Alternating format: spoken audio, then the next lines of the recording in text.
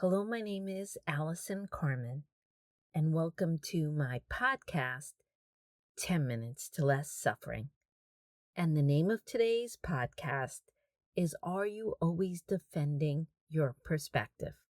And this has been on my mind lately because I've been thinking about things that quietly wear us down and rob us of our energy, clarity, and most of all, peace. And one of these things is the urge to always defend our perspective. That moment when someone questions our decision, rewrites a story from our past, misinterprets something we said, or simply they just don't agree with us. And before we know it, we're defending our choices, our past, our parenting, our identity, our work, our feelings, and sometimes with good reason. Because that is an aspect of life that there are times where if we don't defend ourselves, we won't be taking care of parts of our lives. We won't be taking care of our children. We won't be moving forward on issues that are really important in our lives or important to the world. But sometimes we defend ourselves out of habit and fear or the need to feel seen and understood.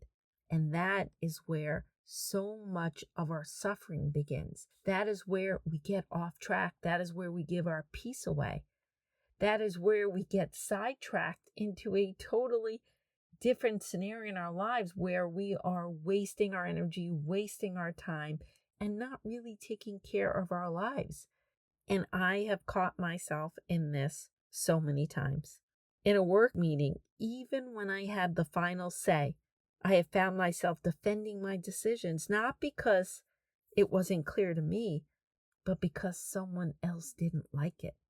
And even though I knew I was doing the right thing for the business, I still felt that tug. So I start to repeat myself. So I start to get internally upset. I think to myself, if I explain it again, they'll feel better. They'll agree. They'll understand. And then I start getting upset. My energy starts getting really scattered because I've lost my way. I was clear with what I wanted, but I wanted everyone to agree with me. So there I go, starting to defend my perspective. And some of us, when we start to do that, we aren't able to stick to our decisions. So then we end up living a life that's not authentic because it was too hard to defend our perspective. Or like me, you hold to what you believe, but you suffer greatly because you're not happy that people don't like what you're doing. So it wears on you. It wears on your internal world. So you're either not going to pursue what you want, or it's going to wear you down with stress. And in my personal life, I have felt it too. And I know a lot of people who have had messy divorces or breakups, or even a problem with a friend. There have been moments when it really bothered me that my ex-husband had a different version of the end of our marriage. A version he told his family, a version he probably told his friends, a version he probably told his new wife. And so many times I wanted to call people and defend myself and call him and defend myself, defend my perspective. But deep down, I knew it wouldn't change anything. It wouldn't change what he thinks or he says. But most of all, it wouldn't give me peace because I would be out there trying to prove I'm right when the best thing for me was to take that energy and begin again. Take that energy and find peace. Take that energy and work on myself. And again, that's another thing we do. We give it all away just to defend who we are, to defend our authenticity, defend the decisions that we believe are best in the moment. There's nothing more exhausting than to try to be understood by someone who's not listening or they don't care, or sometimes there's just not a meeting of the minds. Even when we defend our perspective, sometimes it's not even about right or wrong. You're at a meeting, someone has one opinion, someone has another opinion, and we're going to choose a way to go. And that's just sometimes how life is. So here are a few practices that help me. Of course, it's always the pause before you react. When you feel that urge to start over talking, that's what I do, or over defending yourself. Or when you start to notice you're getting uncomfortable because you have a different opinion from someone else. Yes, you have to state it, and sometimes you're going to go back and forth trying to make that decision, arguing your points. But are you feeling less valuable? Are you feeling worried? Are you feeling upset that person doesn't like it, or people in the room aren't happy with you? So when you feel that coming on, you take a breath and you ask, what outcome am I truly hoping for right now? Am I trying to create a change? Am I trying to make a decision that's effective or meaningful in my business, in my personal life, in my parenting? Because you could defend your truth without defending your ego. When we are clear and we are sturdy and we are grounded, we don't need to control how other people see us. Number 2, know when peace is more powerful than words. Our wisdom is knowing when to speak our truth and when our peace is more powerful than our words. Silence isn't weakness, it's strength when it comes from confidence.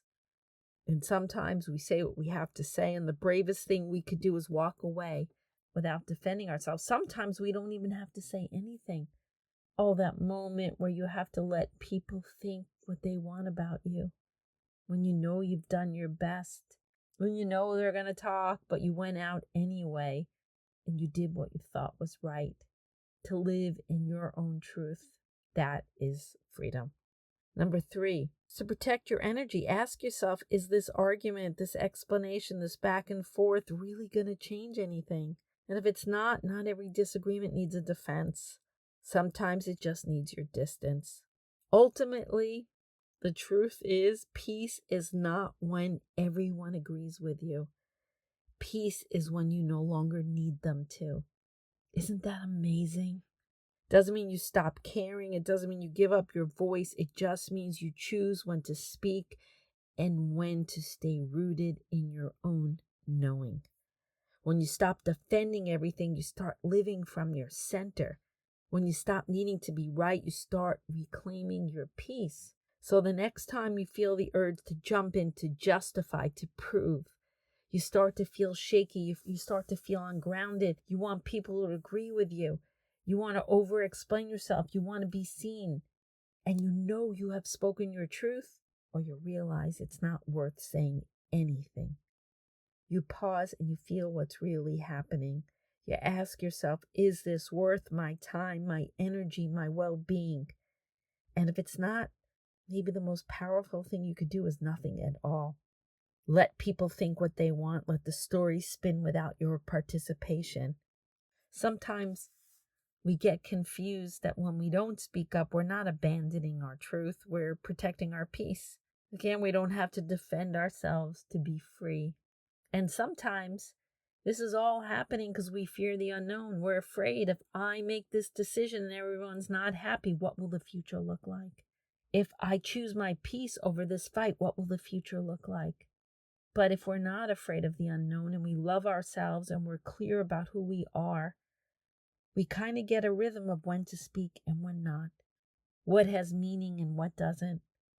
When are we just defending our perspective for our identity, for our ego, to feel better about ourselves? And when are we actually moving things forward, creating a better future, living out our dreams?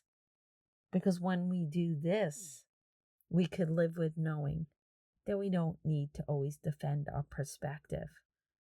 And we could choose a life of meaning and authenticity and keep building up who we are and building that life we want and expanding ourselves. Because we know when we do this, maybe the best is yet to come.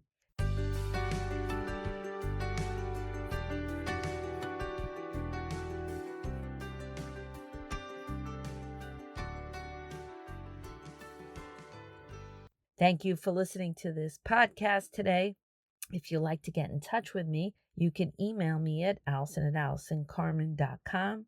If you'd like to buy my books, The Gift of Maybe, A Year Without Men, Maybe Everything's Okay, A Parent's Guide to Less Stress and Worry, you can buy them at all major bookstores and online retailers. If you'd like to buy my Maybe cards, or my online, maybe digital journal. They're available on Amazon, Etsy, and my Stan store. And most of all, if you like this podcast, I hope you subscribe and leave a comment.